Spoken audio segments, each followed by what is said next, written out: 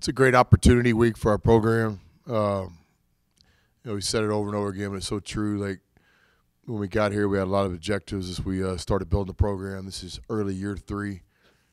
And simply stated, if you ever want to win the fight, you got to become a part of the fight. And becoming a part of the fight in college basketball is playing teams like Duke that are a part of the fight every year. So we're appreciative of Duke playing this game. They don't schedule everybody. I think in a lot of ways it's a compliment to our program that Coach K would play us because he doesn't play anybody that isn't good on neutral floors, especially like Madison Square Garden. So, our guys are just embracing the opportunity to play one of the best, well-coached team in college basketball, a team that has NBA players, a team that has a Hall of Fame coach, in a great historic environment. So there's nothing but an opportunity. That's the way we're looking at it. Coach, just kind of going up against Duke, I guess, when you kind of see the name Coach K, I guess what kind of goes through your mind there? Well, obviously, a lot of respect for Coach. Having worked for Coach Knight, feel like in some small way, kind of a part of the tree. I'm probably not on the tree. I'm like 3 blocks down, a leaf in the corner of an alley. But I've followed Coach's teams ever since I could remember basketball. I remember, growing up before even ESPN, you'd have a chance to watch games on Saturday, and Duke was always on. And always liked the energy they play with, the enthusiasm. Obviously one of the best crowds in college basketball. So I think I grew up like most people, a fan. Then when you start getting into coaching, you really study the game. You understand what Duke is. They're always one of the best defensive teams in college basketball. They pride themselves on pressure D. On offense, they always play with spacing. Their best players get the shots, and they play very fast. Victory favors the team that's most aggressive, and I think that's what Duke is by definition. They have an aggressive defense. They have an aggressive offense. It's a great challenge for us. It's a lot like a Big 12 game. I mean, to compete in this league, we're going to have to beat teams like West Virginia and Kansas and Oklahoma and TCU and Texas, and basically in the same category that Duke's in. So for us, it's the next game on the schedule, but it's certainly a game that brings a great opportunity. You kind of mentioned the offense, but what have you seen from R.J. Barrett and Zion Williamson, 2 of the many freshmen that they have, but just really talented players?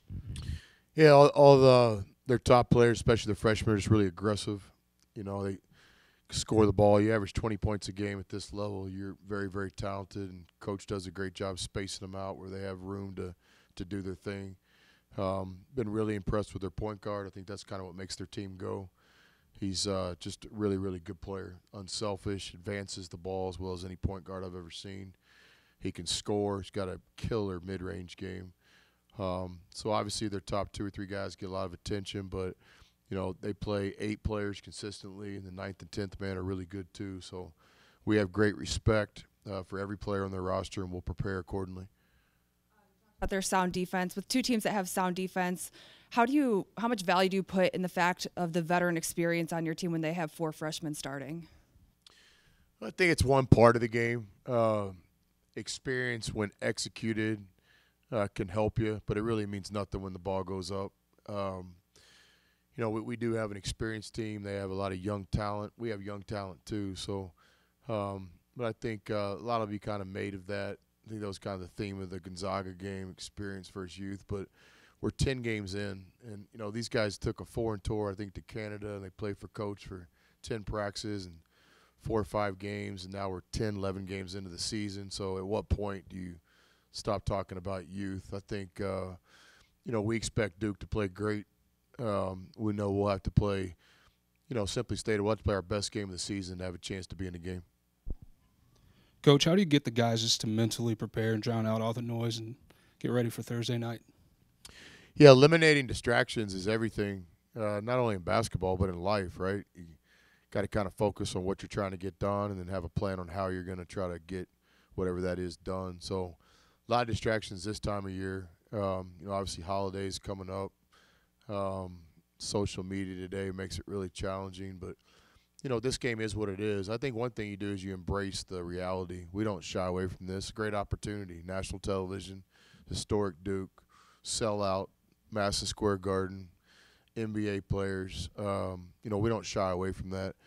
I've never considered myself like the smartest guy in the room, so I don't have time to think about how to go about playing a mind game or an agenda or what have you. We just put it all out there on the table. So yesterday we closed the door on the Abilene Christian game, a game where we played really well.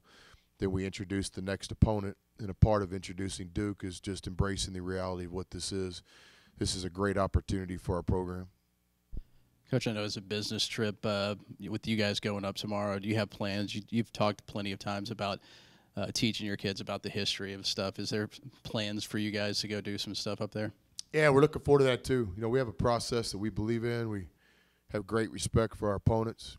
We don't think that we're better than anybody, but we don't think anybody's better than us. And, you know, we understand what we're getting into with Duke, maybe the best coach that's ever coached our game, great players.